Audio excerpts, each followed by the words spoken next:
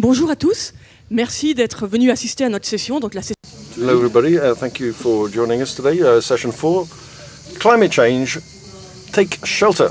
We're going to talk about this, all six of us, so the idea is to see whether we should just take shelter or maybe find some solutions. We'll see to our conclusion, but you see, we'll be able to see what we can do, because we know that climate change is causing upheaval in the world and in people's lives, and according to the World Bank, it says 216 million people are threatened by becoming climate refugees by 2050, and the economy as well is being threatened and is being transformed by climate change. More than half of the worldwide GDP, according to the World Bank, depends on ecosystems. So to talk about this, we have I'm very pleased to work in partnership with Claire WAYSAND from the Cercle des Économistes, who is the Director General of CDG, and we have four experts. My neighbor, sorry, with the wind, my my piece of paper is moving around. Sorry about that. So we have Paolo, Director General of Zurich, France, Zurich Insurance, France, for the last year.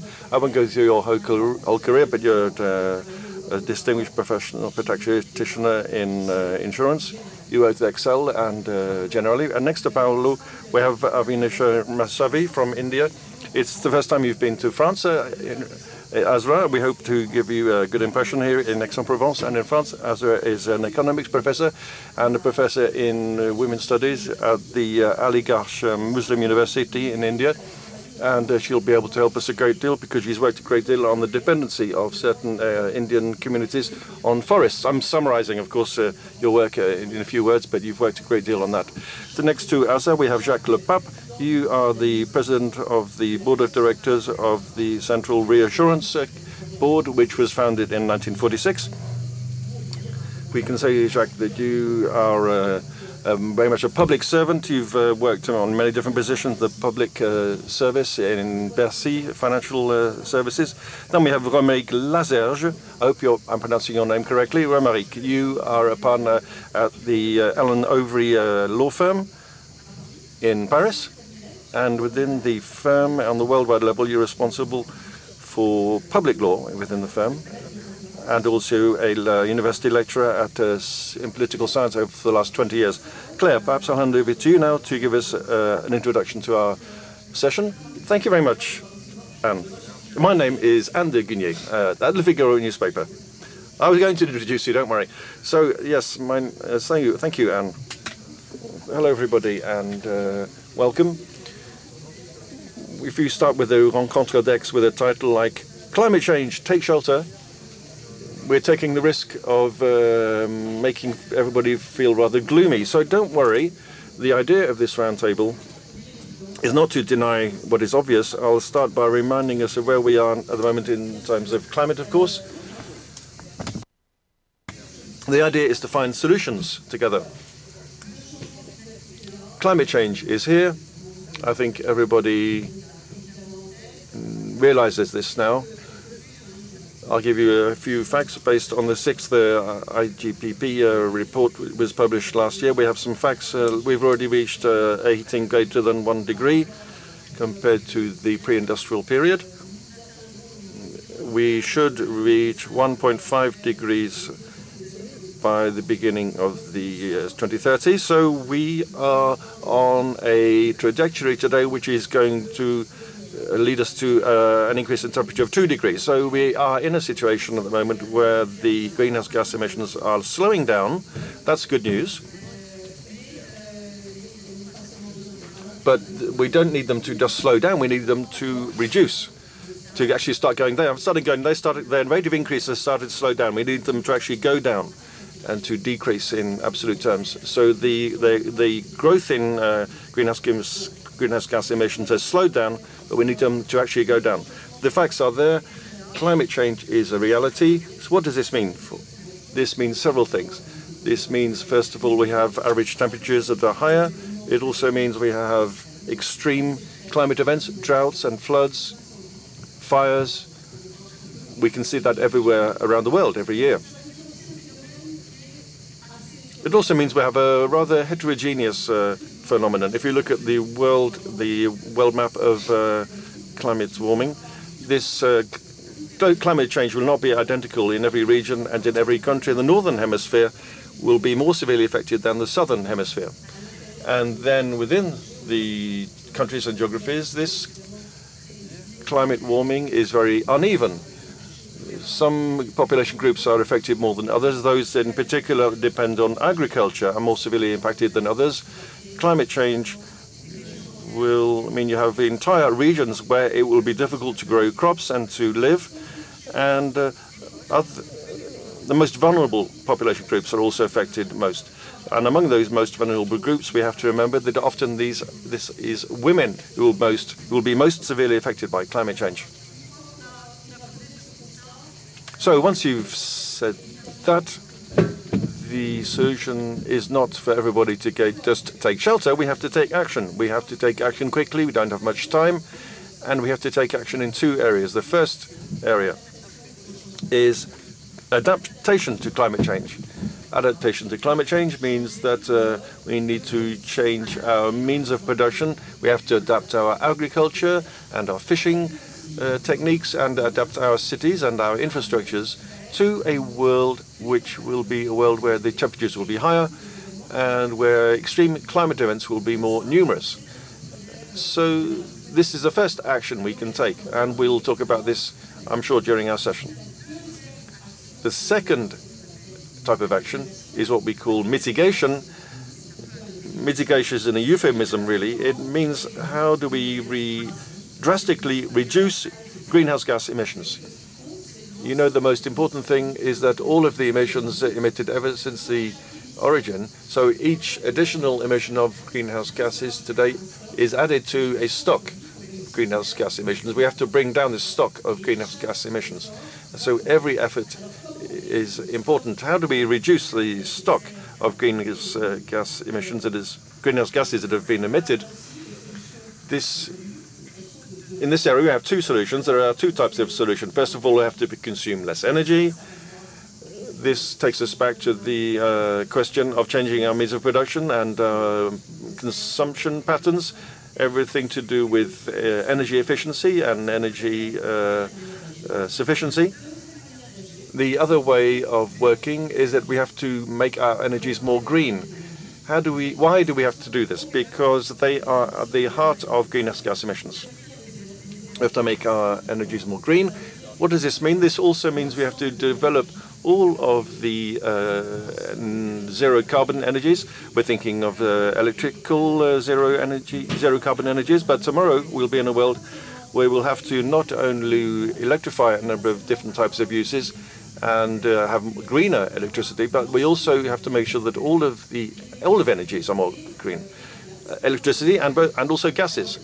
Use of gas has to be greener as well. And finally, I'd just like to say that the good news here is that, and this is what the IGPP says, when we look at the solutions that would enable us to reduce the greenhouse gas emissions, roughly half of them are compatible with the price of a ton of carbon, that is a reduction of 20 euros for each ton of carbon. This means that half of the solutions today are economically viable and accessible. And I'll end with this. So we have to not only succeed in reducing greenhouse gases, but we have to do this, of course, in an affordable and acceptable way. And this is the challenge that confronts us. Finally, I'd like to say, rather than taking shelter, we have to get to work. Thank you very much, Claire. Thanks to Claire, we're already talking about concrete solutions, and we have the hope that we can do something. Thank you very much. Jacques, I'll turn to you as a reinsurer. You have a very concrete vision of climate change and global warming. Claire has already said something about this. Could you just explain to us in concrete terms over the last few years how you've seen the effects of climate change? What is happening around the world, but especially, first of all, in France and in our country? What have you seen over the last 5 years, for example? We've seen many things, and it's true that concerning the major themes that Claire has mentioned, it's true that it's important to provide better protection for our people who have taken out insurance and our different partners. As you said, we need to better understand what we're talking about. With the risk is it will be too general or too technical. We have to find a good balance in our analysis between what we see in terms of climate change and find the solutions that are practical, often expensive, in order to protect people more effectively and give them shelter and enable them to deal with the consequences of climate change.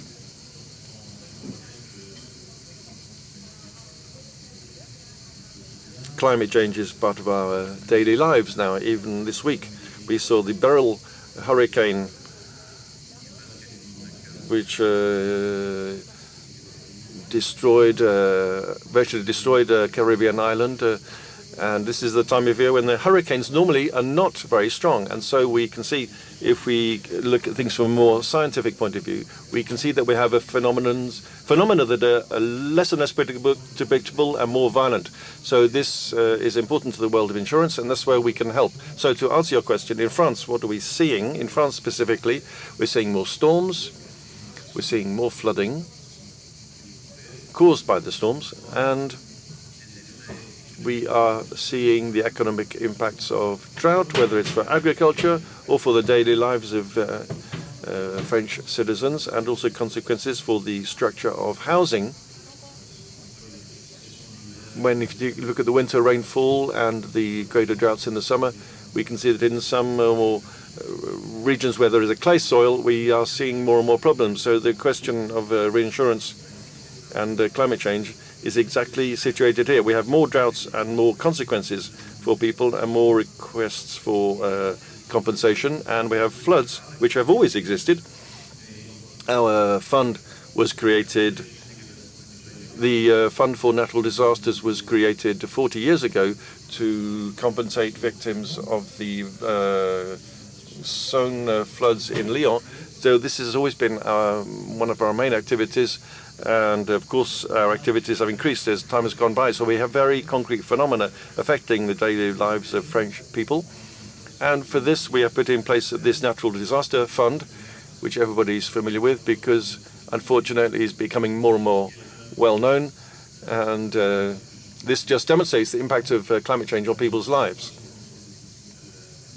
I'm sure that I know that a quick study was carried out last year showing that 72% of French people are aware of the fact that climate change is going to cause greater damage for their property, and they have to find solutions for that. In the solutions, we have insurance, of course. To conclude, I would like to say, first of all, that insurance is one of the solutions. We can see that it's not very original in relation to climate change. In the more usual areas of insurance, for example, for damage to cars, insurance has always played a great role in road safety. For damage caused by fire in housing, insurance has also played a major role to prevent fire through construction standards. For climate change and its consequences, it's the same thing.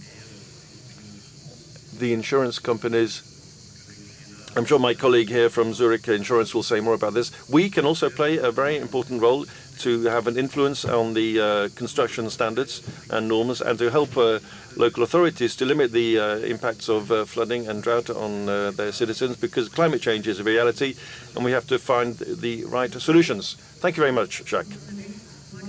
We've seen that Jacques has told us that the effects of climate change are very much present in France. We imagine that in India, of course, there are different consequences, but due to the economic situation, the subject is even more urgent. Azra, you have worked particularly with underprivileged communities in India. Could you explain to us, for these groups of people who you've studied, what is happening? How is their life affected directly by climate change in your country? You have a microphone just there.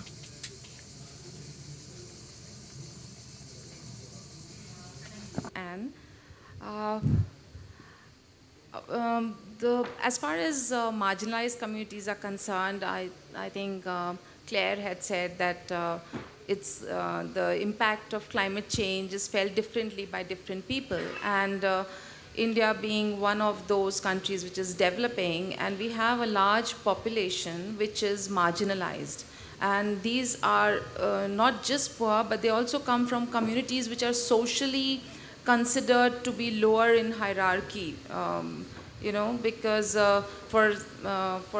forever they've been kind of suppressed, and they belong to what is called the scheduled castes and the scheduled tribes. So a large chunk of the poor population in India is marginalized, and these people have to end up bearing the brunt of climate change effects, primarily because of their existing vulnerabilities.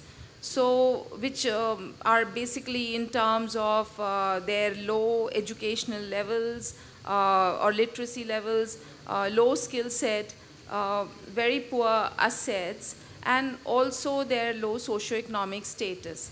These communities also face gendered vulnerabilities based on their caste, class, and so they are mostly, because like when I've worked with these communities, I find that most of them reside on vulnerable, fragile lands, whether hillsides or coastlines or river basins and floodplains. So they are more prone to any extreme climate events which are happening more frequently and and they are more, the extent on the damage caused by these events has increased substantially. So these communities are facing this problem because as a result of climate change events, they are more likely to be in the face of these events and face more harm, suffer more losses, and be poorer as an outcome. Even the relief that they will get will be delayed compared to the relief reaching other communities. So they are faced with a very, very difficult situation, considering the kind of marginalization that they are facing. So they are facing vulnerabilities which are very specific to them.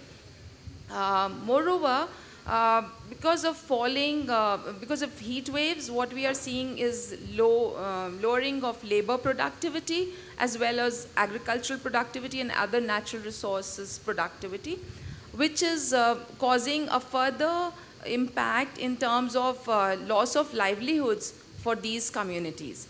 So a lot of men in these communities, and most of them are located in rural areas, so most of the men are migrating out to the cities in search of employment opportunities, leaving the women to take care of the families. And now women, unfortunately, in the scenario that we are discussing here, do not own assets. They have no asset ownership.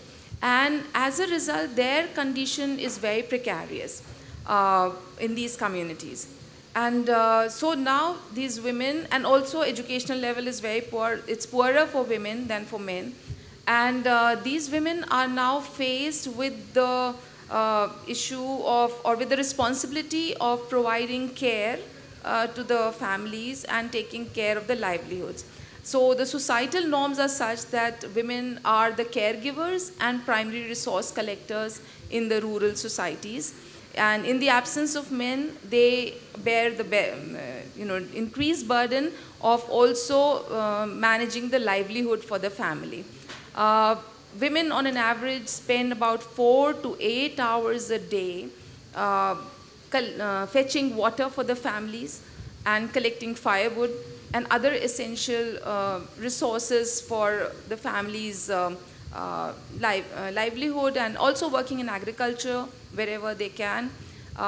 We also know that women mostly get paid less wages than men. So this, even when the efforts are same, they are getting less in return. So there, the household level food security is getting impaired drastically because of all these factors. At the same time, you know, these communities are also in such vulnerable state that they are finding it difficult to cope with a lot of issues related to climate change. For instance, we had done a study in Kashmir, and we found that when the women, if the water supply, that's in the rural areas, if the water supply is delayed or limited, then often the girls also stay back to help their mothers to fetch water, because the mothers alone are left and they cannot bring water home. So even the girls miss out on education when such kind of problems are there. And with the increasing water scarcity due to climate change, this is going to have an increasing detrimental effect on the well-being of women and girls and also young children. Even the food security at household level is going to be impaired. Thank you so much. Merci beaucoup, Azra, pour cette description très... Thank you for that very concrete description, Azra, of the effects of climate change on the poorest members of the communities. Romaric, I'll hand over to you now, perhaps. Your turn to give us a description. We have all heard with great emotion what Azra has described to us. What is the responsibility of the governments in general, not necessarily in India, but overall? What is the government's responsibility in general for these, in relation to these problems? Of course, I'm not talking about the responsibility of the Indian government. I'm not familiar with that, although it's very interesting to hear what you had to say. What I'm going to say will be more centered on France or on Europe. But to answer your question, Anne, obviously, amongst the players involved, Anna said that we have to take action, and Claire said that we have to take action, and we need to know how we do that and who has to do it. The first people who should be taking action are the governments, the states. It's the states, they have the power of enforcement and power to define standards, and they have democratic power to make major decisions in energy policy, to make these changes between, to reduce energy dependency, to have the cheapest possible access to energy, and to reduce the level of carbon in our energy. And so they have in their hands their future of the community. So the states are responsible, and yes, we have to take action. 2 points, 2 pieces of good news. First of all, the good news, and Claire has already mentioned, is that, of course, it's perfectly unfair to say that the states in Europe are not doing anything. The states are taking action in terms of the climate. There is a lot of policies that have been in place that are very costly and that are being put in place. So if you just look at all of the projects every day in the newspapers, you see projects for offshore wind power, onshore wind power, for solar farms and hydroelectric projects. The states in Europe are taking action. I won't go into more detail, but clearly this is the case. However, as Claire also said, we are lagging behind. What we're doing is not sufficient. That's why the NGOs have turned to the justice system. That's the first point. It could be a source of hope. Perhaps I'll go through this quickly. Many of you in this room today have heard about the first movements for climate justice. In Europe, in particular, the Supreme Courts in European countries have started to condemn the governments for their lack of action on climate, because the standards have been adopted and defined by the states themselves, for example, in the Paris Agreement and the European standards for reduction of greenhouse gases. We're looking to 2030, less for 40% by 2030, and so the states will not be able to meet these objectives. And in France, we've seen this in the different courts in Paris and others. These courts have condemned the government for the lack of action, and they've I won't go into too much detail on these legal aspects. The first other 2 points I'd like to mention, which could be a source of hope or a source of action. The first aspect is that climate justice, and maybe there's some legal experts in the field. This is an interesting concept, but we shouldn't count too much on climate justice as a concept, because judges don't really have much power. What happens in France? The Council of State condemns the government, but it condemns the state in relation to an objective which they know will not be achieved. They can't do much more than that. They can't go to the Prime Minister's office or the President's office or go to the National Assembly and say, okay, here are the laws that you need to vote. So this idea of climate justice, these condemnations are rather platonic, rather theoretical. Of course, the government is taking action, but the justice doesn't really have much leverage. And the NGOs have then turned after these first condemnations by the Council of State. Then they say you have to put this condemnation into execution. And the Council of State says, okay, that's not very easy. I will give them some more time, give the state more time to take action. So this little game can carry on for many years. And after that, we have people criticizing the judges because they are replacing the government. So climate justice is an important symbolic and legal instrument, but it's not sufficient in itself. So the question is, if we look at it from the point of view of state action, how can the state take action more quickly?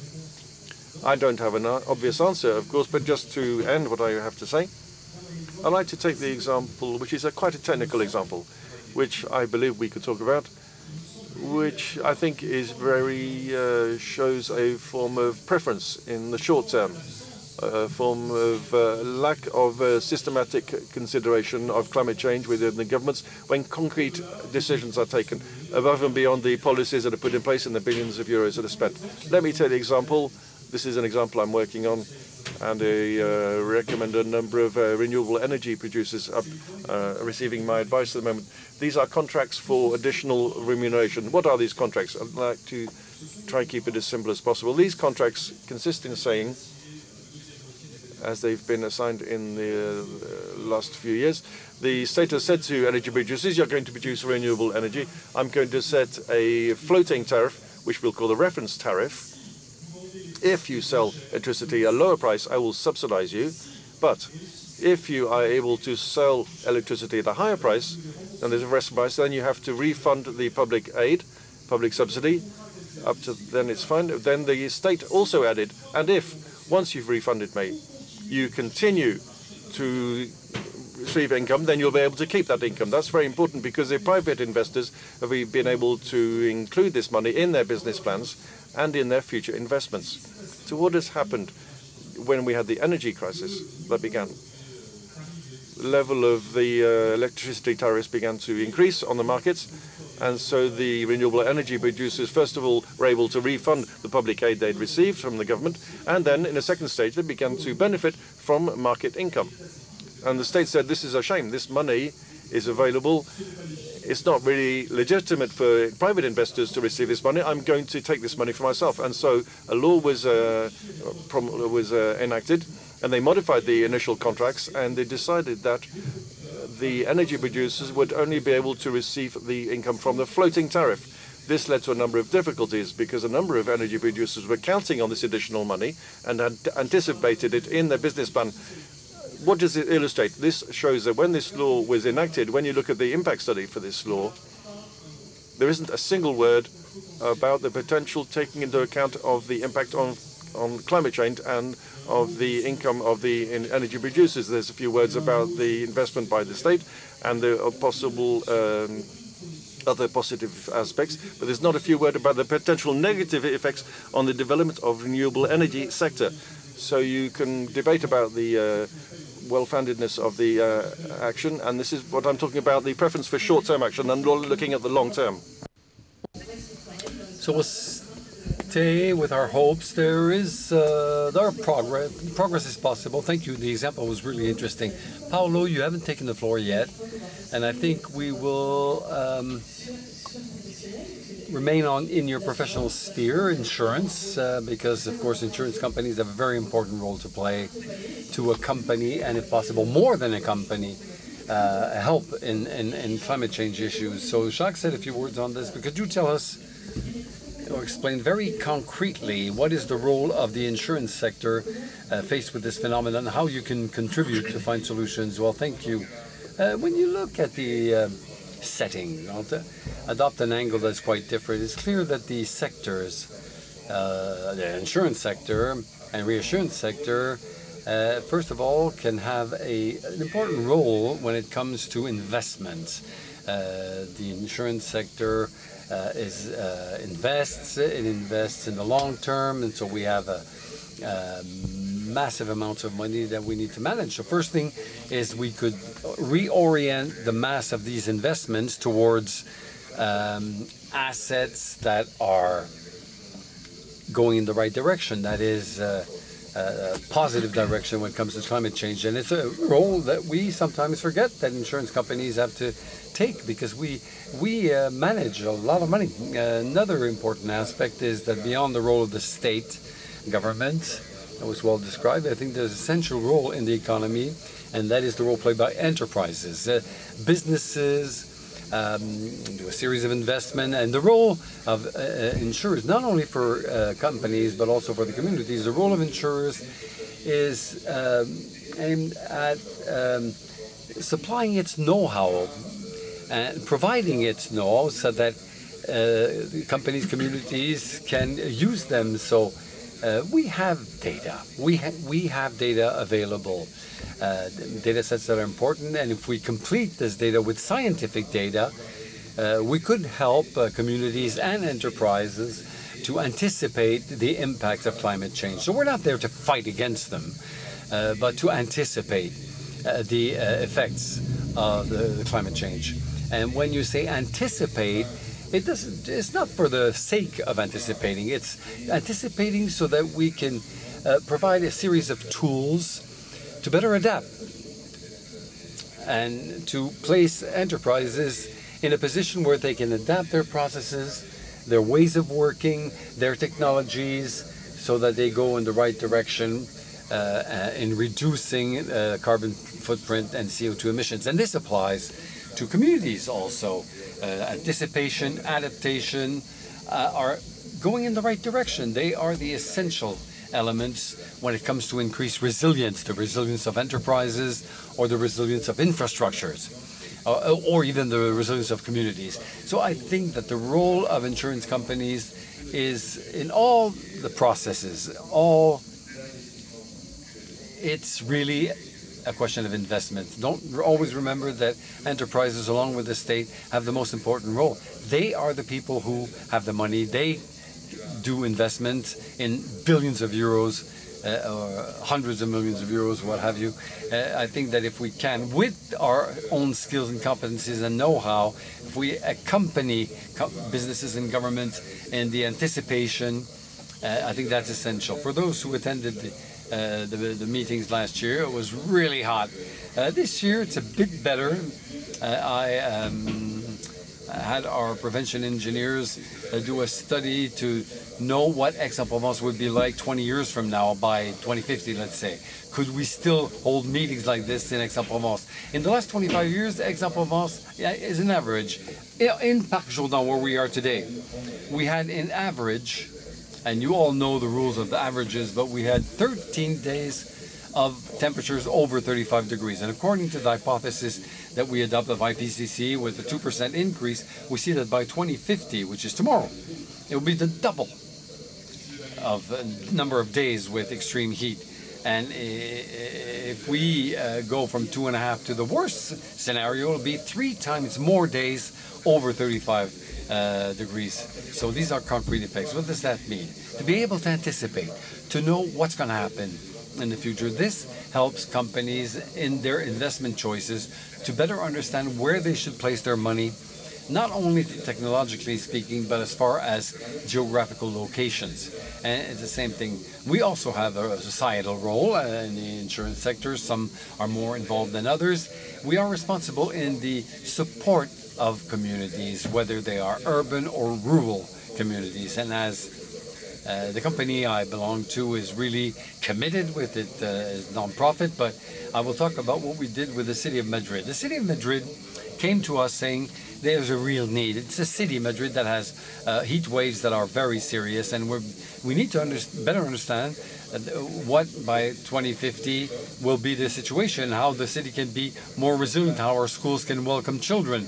So we carried out studies and made recommendations. And of course, it's the city of Madrid that takes the decisions in the end, but we provided concrete tools. So to better answer the question, we have a role as international investors. We have a role as a technician with the data and to increase resilience. And Jacques mentioned that earlier. We have a role that is our own role, that is we have to be supported by the central bank. We need to use our results, use our money to take commitments, to be able to supply contingent capital, whether to businesses or to families, households, what have you. And so I think that for us it's essential, key, to be able to make our techniques available to the people, techniques that will help to anticipate, understand the risk, analyze the risk, model the risks, and understand how these risks can be curbed and reduced with infrastructure, with investments, so that we see how we can manage financially these risks and transfer this on the results of insurers. That is a way to be able to contribute to bring forth solutions against climate change. So thank you. I have other things to say, but unfortunately time's up. And for the second round of questions, could you please all try to keep your answers to 3 minutes so we have time to hand over the floor to the floor. So I'm sorry I didn't hear who. So we understood what the role of private insurers was. You're a public reinsurer in the system. Where do you position yourselves? Well, the role of the public reinsurer is to see, in 3 minutes, please. Okay, 3 minutes. I'll try to. So 3 concrete points. We look at what the market can do and what we can do to help and make the market do more. 3 concrete examples. First, in the natural disaster regime, storms are not covered because insurance companies are capable of covering that with their private reinsurer. So we carried out a short study to see if that was possible, if there was enough capacity in the market to continue to insure people against storm events, for example. The answer is yes. So as long as things continue that way, we don't need to take action when it comes to storms or weather conditions or weather events. Make sure that insurance is available for all people in France, for example. We do a mapping to see if insurance companies are present, and of course we will encourage insurance companies to do more if needed, and if there are problems, we'll help them. That's the role of the public reinsurer. The second thing, concrete action, that was mentioned earlier, is to help people to take prevention measures, and that we work with insurance companies so that they help people to take prevention measures. So it's very concrete. We know that, for example, cracks in houses often linked or related to the fact that people want to have trees around their households, and the trees pump the water in the ground and it dries out the soil. And so better build, know where to plant trees. These are things that we try to bring insurance companies to do. It's not their specialty, but we try to encourage them to take action on that. It's like for fire prevention, we ask people to install the proper devices in their homes to protect themselves. So they don't need to develop methods so that people become aware that they can by themselves bring forth solutions when faced with the risks. And the last thing is that the public reinsurer will see that we have the means to cover for expenditures, for example. So we will eventually increase our fees so we can cover that. So we can cover for expenditures. It's a bit expensive, but it works. Thank you. So in the field of solutions, and that's what's good about a roundtable, thanks to Azra, we can go back to India. Azra, you detailed a few minutes ago the impact of climate change over Indian populations, for example, displacement of population. What we do to avoid, what are the solutions that you set forth in India to avoid population displacement? Are there solutions, in your opinion?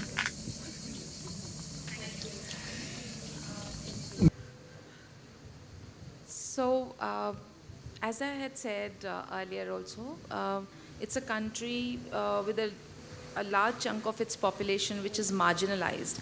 And we have about 60% of these poor communities subsisting on less than $3.1 per day. And they are mostly concentrated in rural areas. Displacement is a reality in the, due to climate change. It's always not easy to find solutions to displacement because the governments will find it very difficult to shift all these people from the marginal, fragile areas into other areas, because the reason that the country has a huge population, these people being lower in hierarchy are pushed to these areas. So what the government needs to do is develop policies which will address these gender issues in the face of climate change. So for that, the government needs to focus on gender budgeting of the funds, because until and unless funds are targeted to address the specific communities and their plight in the face of climate change, it will not be possible to do climate justice and equity. So this needs to be done. Secondly, what is also very important is to, I think you talked about the role of NGOs. So at the ground level, the NGOs should be involved and be part of the actions taken to address the issues.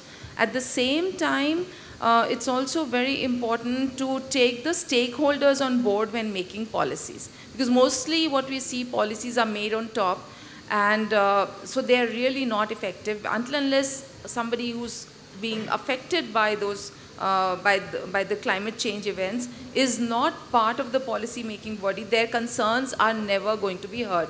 So the marginalized communities, the women, the youth, all need to be part of these decision-making processes.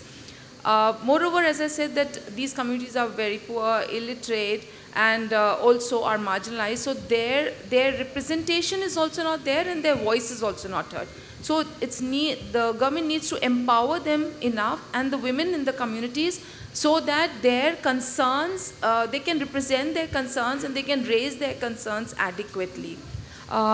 Thirdly, what also needs to be done is by involving these communities, the local academic institutions, the NGOs, and also the corporate through their social and environmental responsibility, everybody coming together to address the problems of climate change effects would make policies and efforts more effective on the ground. And I also feel that governments must make an effort for building climate resilient shelters for these communities, because time and again they are going to be displaced, but at least if there are shelters where they can go and save themselves, they will not have to be displaced to very far off places. So this is very important, plus also planting more trees, which is so very important, and also developing indigenous or rather using indigenous methods of water conservation, because the green infrastructure needs to be built instead of those concrete dams which cause more displacement and harm. Rather than addressing climate change, we need to develop the traditional water conservation strategies, and so that more people can benefit from those rather than be displaced from those. Thank you. Merci beaucoup, Azra. Romaric, il y a aussi des acteurs. Thank you, Azra. There are also other players that play an essential role that are the NGOs. And so, in what extent are they part of the solution, and how can they evolve? We see a lot of actions and things, but beyond these visible aspects, how do NGOs influence enterprises? We talked about NGOs, okay. We've all talked about businesses and corporations. How NGOs make enterprises change? Well, I think that it's through a dialogue. That is, there's a text In France, for example, the law on the vigilance, the law on vigilance. So this consists for enterprises, the largest corporations in France, and soon smaller concerns, their responsibility to identify the risks that their activity lead to on the value chain, on the environment, and they need to propose solutions to prevent or mitigate these risks. So the NGOs, within the scope of the definition of the vigilance plans of enterprises, it's an example, have a role as stakeholders, so they discuss with enterprises and they try to gain momentum because, of course, enterprises are faced with constraints. NGOs are actors in the disputes. There are two major disputes, the disputes against the private sector, disputes that consist in asking courts to encourage enterprises to do more.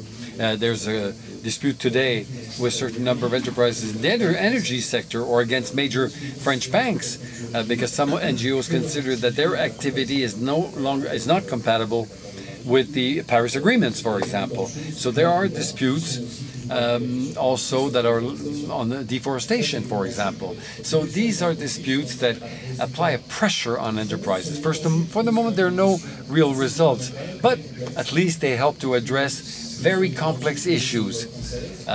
These disputes are based on French law, and the enterprises we're talking about are multinationals.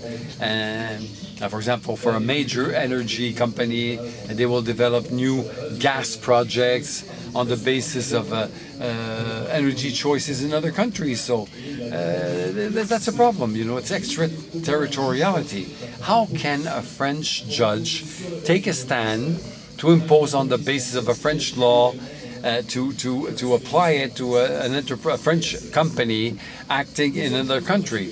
Problem. Another kind of dispute showing that enterprises and NGOs are very active and the enterprises are a bit stuck is a dispute on greenwashing. It's no longer to know if we're asking companies to do more. The question is to say, you say you do, but you don't. And so these are disputes that we see arising here and there and that will develop more in the future. We see the difficulty for enterprise to say much but not do much. Thank you. Paolo, we heard everybody, so we see that enterprises act, they are constrained to act, the NGOs take action, but one question that is more worrisome to close our roundtable. We see that there are major political debates in the US and France, in Europe, globally speaking. Do you think that people are now aware of the climate change issues, or should we still debate over this? Is this something, is the awareness there? No, the awareness is there. For two reasons, I think. First, all enterprises and businesses, I think their role is essential. Enterprises are responding to the demands of their clients. The clients of businesses are a force to orient the choices of enterprises. And second, there's a legislation arsenal like the CSRB, maybe you know that, which plants the setting.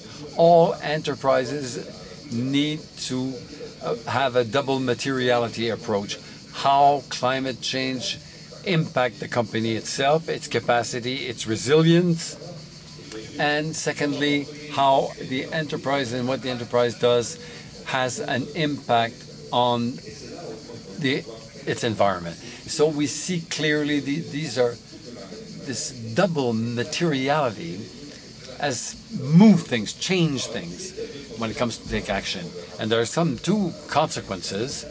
Maybe this will be for next year and next. The other part is that once you look on the business side, climate change for enterprises is a major challenge because there are three types of risk families to which the enterprises are faced. The physical risk, consequences of the impact of floods, of heat waves, or what have you. The second thing is enterprises, to be able to evolve, they need to innovate. When you talk about innovation, you talk about technological risks that businesses are faced with. And again, here, the insurers can accompany enterprises in their investment choices and how they use their capital. The third aspect, which is related, is the responsibilities of companies to act or not act. And so I think that the private sector and the private sector is strongly committed, chiefly in Europe and in developed countries. It's strongly committed to bring its contribution and also have a positive effect on climate change and to mitigate the impact on climate change, while increasing the resilience of infrastructures. Thank you, Paul. 3 minutes. So are there any questions for our panel members? I think we have time to take 2 or 3 questions. If anybody has a question. Yes, ACP Energy Association. First of all, on the question of climate change, I think we should talk about climate deregulation. We talk about greening the energies. Greening means decarbonating, but in fact it's to defossilize. I think the wording would be better if I take the case of NG that develops biogas. No, I don't have a question. These are just comments on the formulations. Thank you for your comments. Anybody has a question for our panel members? Or if not, I will hand over the floor to Claire. Yes, a question here at the front. Yes. The IPCC report recommends to change our living habits or ways of living. I heard the different panelists talk about what enterprises do, but in the last enterprise, you said that enterprises respond to the demands of their clients. I think that's a problem because the clients don't necessarily want to change their living habits. If I take transport, for example, that represents 25% of greenhouse effect gases emissions, we see that the public development policies that are with low CO2 emissions are not strongly developed. So how do insurers in this room, how do you intend to get involved along that path? Paolo, 1 minute, and Claire, 1 minute to conclude. I think that what insurance companies can do is they can give price signals to say how much a certain type of transport will cost compared to another. And our role, by giving price indications, you know, if we accompany green transport, for example, maybe that insurance policy should be cheaper for green transports. So to be simple, you know, give signs. Claire, 20 seconds. So 20 seconds to say that, first of all, I think this roundtable was very interesting. Thank you all. It demonstrated or showed the importance of the problem, the different level of actions. I take out some very concrete things that were said. You know, be careful where you plant the trees around your house, very practical.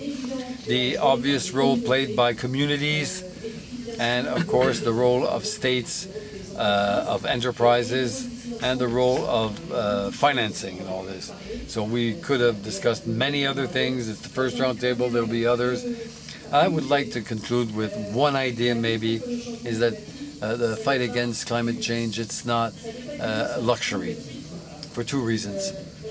First of all, luxury is superfluous. I think that everything that we said, everything that the IPCC report shows is we have no choice. We have to act in a very determined fashion. The future of the planet, the future of the humankind is at stake here. That's the first point. It's not a luxury. And the second reason it's not a luxury because luxury is very expensive.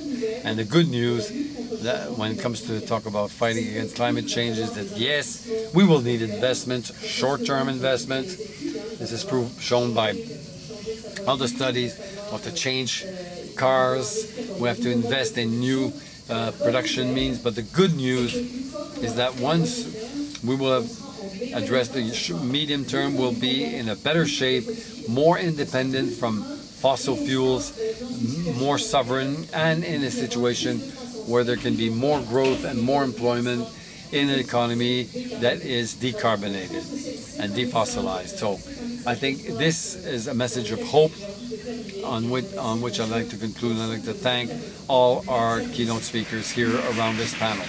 Thank you very much.